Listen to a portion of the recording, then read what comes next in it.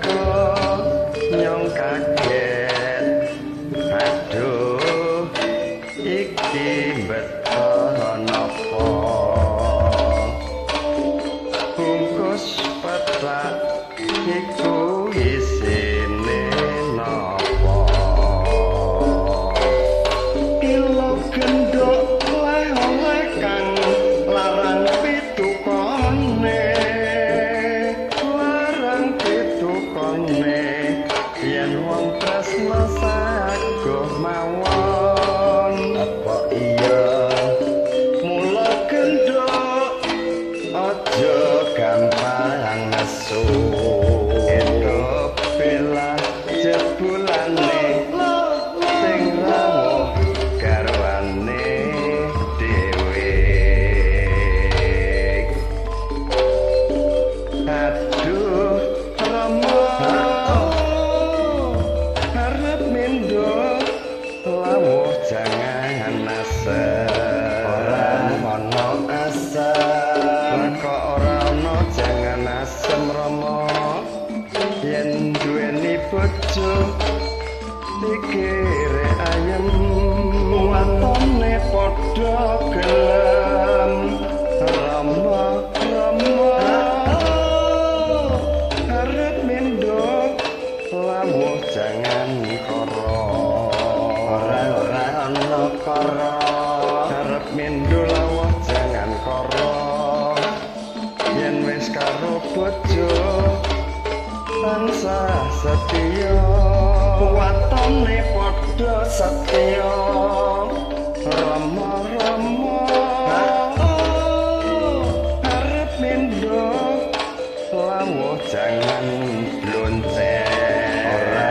ana blonceng ora ana jangan blonceng yen wis kagungan bojo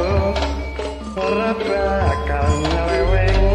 watone bisa sayang rama harap mindo lawuh iwak pindah ora ana pindah kok ora ana iwak pindah yen karo bojo mesti sayang dan deres kuntule ngombe kok sawang pantas kanggo ku dhewe walah ayeme najan lamun kalamun tanpa ukara ya iyo mlaku dhisik ora ngenteni yen tak gawe apik lho mas mbok ya dititeni ndok karo ukir-ukiran yen durung garwaku ketok dadi pikiran pancen yo ngono benang lawe kelasane amon yen ora garwane aku yo emoh apa yo ngono sak lembar godhonge jambe ayo padha sing sabar yo mas nyambut gawe sak oleh-oleh pancen nyapa songo kidul ringan ceno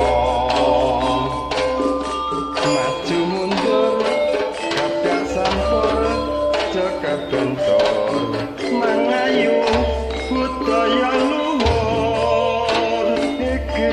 songo kidul seni baksan waranggono